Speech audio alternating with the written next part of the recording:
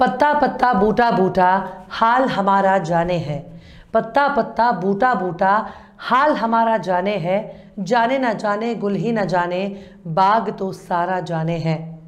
सलाम, नमस्ते, सत श्री अकाल। मैं हूं आपके साथ हर्षिता मिश्रा और आप देख रहे हैं टाइम्स मेल। बिहार में गजब हो गया जनाब। नीतीश कुमार ने बीजेपी के साथ बहुत बड़ा कांड कर दिया है और बीजेपी को इसकी भनक तक नहीं लगी। लेकिन नीतीश बाबू ने तेजस्वी के साथ सरकार बनाने के बाद अब तेजस्वी को बिहार की कमान सौंपने का ऐलान किया है।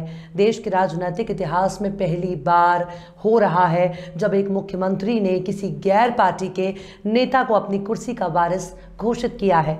मुख्यमंत्री नीतीश कुमार ने तेजस्वी को बिहार का अगला मुख्यमंत्री घोषित कर दिया है। लेकिन नीतीश ने जो काम मोदी के साथ किया वो कोई दुश्मन भी नहीं कर सकता। अब देखिए कि पहले नीतीश ने मोदी को बुलाया, फिर मंद मंद मुस्काया, फिर दोनों ने एक दूसरे को मोहब्बत की निगाहों से देखा, नैन मिल गए और अखियां चार होने के बाद एक दूसरे को प्यार भरी नज़रों से फूल थमाया। दोनों का इश्क दिल्ली से लेकर पटना तक खूब परवान चढ़ा। पर इसी सियासी इश्क ने मोदी जी के साथ बहुत बड़ी दगाबाजी की। ताउम्र वफा निभाने का वादा करने वाले नीतीश बाबू ने कुछ ऐसा वादा लालू के साथ किया था, लेकिन नीतीश और लालू का रिश्ता ज़्यादा दिन तक टिक नहीं पाया। भाजपा की भाषा में इसे कहते हैं तलाक और संघ की भाषा में इसे ही कहते हैं बेमेल की शादी।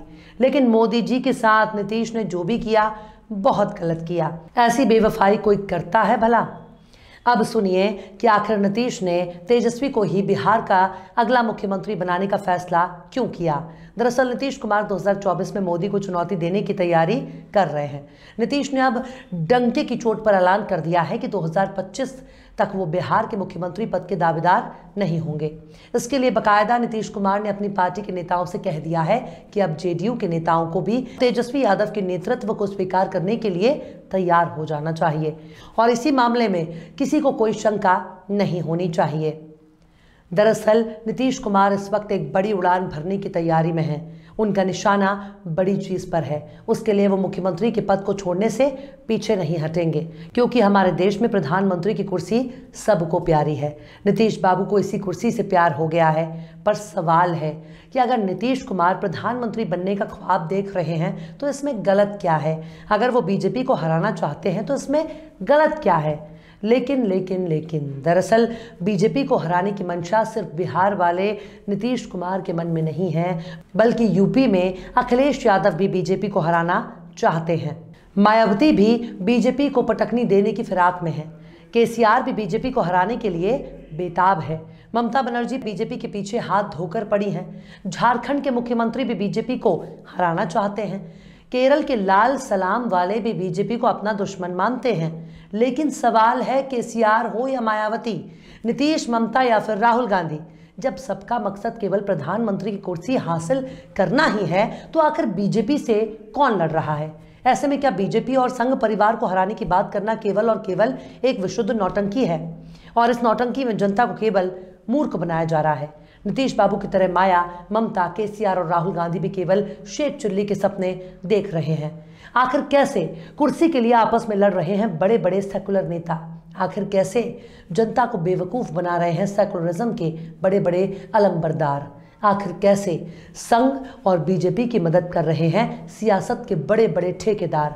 बताएंगे आपको और भी बहुत कुछ। लेकिन आप अगर हमारे चैनल पर नए हैं और पहली बार हमारी वीडियो को देख रहे हैं तो आप हमारे चैनल टाइम्स मेल को सब्सक्राइब कर लें, वीडियो को लाइक कर दें और बेल आइकन का नोटिफिकेशन बटन भी प्रेस कर दें ताकि बिना देरी हमारी हर खबर आपको मिलती रहे। लौटते हैं आप खबर की तरफ। शायद ये पहली बार हो रहा है जब गठबंधन के किसी मुख्यमंत्री ने अपनी कुर्सी पर रहते हुए गठबंधन के साथी को मुख्यमंत्री उम्मीदवार घोषित किया हो और इसके लिए अपनी पार्टी के नेताओं को समझाया हो कि आप भी फला पार्टी के नेता को अपना नेता मानना शुरू कर दीजिए।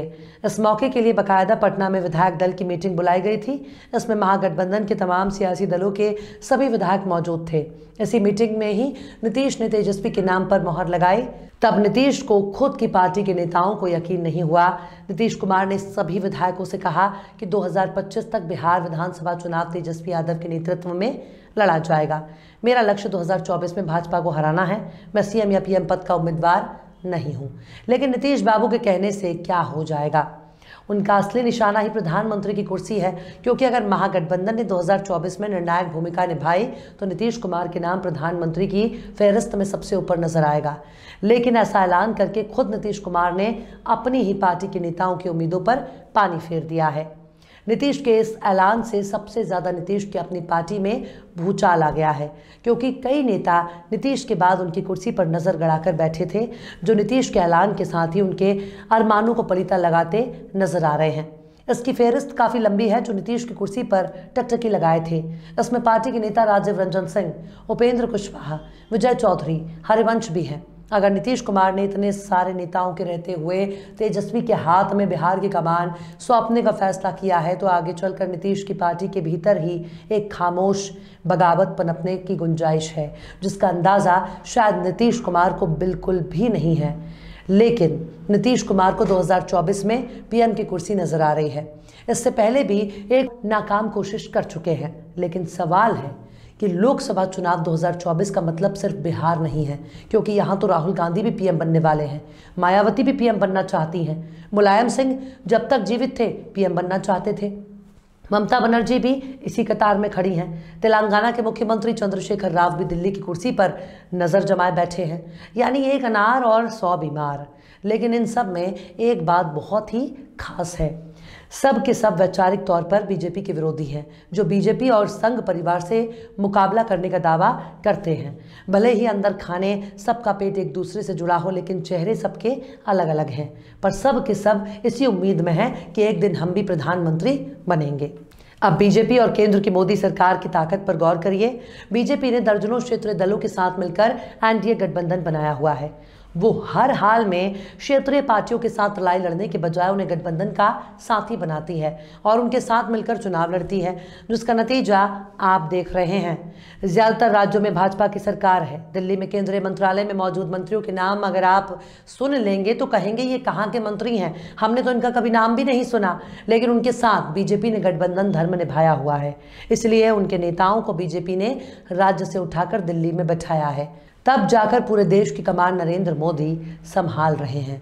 लेकिन जो नेता आपस में एक नहीं हो सकते हैं, सब के सब खुद को प्रधानमंत्री की कुर्सी का दावेदार समझ रहे हैं। आखिर इस लड़ाई में विजेता कौन होगा? शायद कोई नहीं, क्योंकि इतिहास गवाह है कि एक बड़ी ताकत को हराने के लिए तमाम विरोधी दलों को एक प्लेटफॉर्म पर आना होगा। भारत में प्रधानमंत्री की एक ही कुर्सी होती है, लेकिन आधा दर्जन विपक्षी नेता जब पीएम बनने के लिए आतुर हैं, तब ऐसे वक्त में विपक्ष से डरने की कोई ज़रूरत ही नहीं है, क्योंकि सब के सब आपस में लड़ रहे हैं, ना कि बीजेपी से लड़ने जा रहे हैं।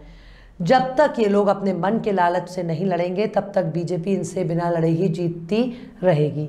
हमारे कहने का मतलब है कि जो लोग खुद को सेकुलरिज्म के बड़े बड़े मठाधीश बनकर घूम रहे हैं, आखिर वो किस मुंह से मोदी को हराने की बात करते हैं? जब एक साथ मिलकर वो बीजेपी के साथ लड़ने की औकात में नहीं है, तो आखिर किस आधार पर बीजेपी को हराने का ख्वाब देख रहे हैं? जब देश के बुनियादी मुद्दों पर नेताओं में एक सहमति नहीं है, तो बीजेपी से कैसे लड़ेंगे?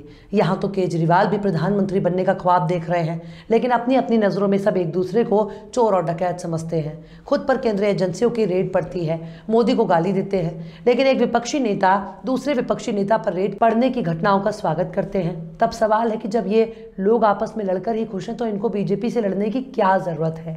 सत्ता के लिए बड़े बड़े ख्वाब देखने वाले नेता जब किसी खास पार्टी से लड़ने के लिए तैयार बैठे हों, तब उनकी मंशा पर सवाल करना जनता की जिम्मेदारी है। अभी कुछ दिनों पहले तक नीतीश की नज़र में नरेंद्र मोदी से सच्चा और अच्छा नेता कोई दूसरा नहीं था। तब लालू का परिवार अपराधी और भ्रष्ट था, लेकिन जब कुर्सी बचाने की नौबत आई, तेजस्वी आंख के तारे बन गए, लालू सबसे ईमानदार आदमी बन गए और मोदी सबसे बड़े दुश्मन। दरअसल इन नेताओं ने जनता को मंदिर का घंटा बना दिया है, जिसे कोई भी आता है और बजाकर चला जाता है। जब इनकी मंशा ही देश सेवा के बजाय कुर्सी हथियाना है, तो फिर बीजेपी इनकी दुश्मन कैसे बन गई?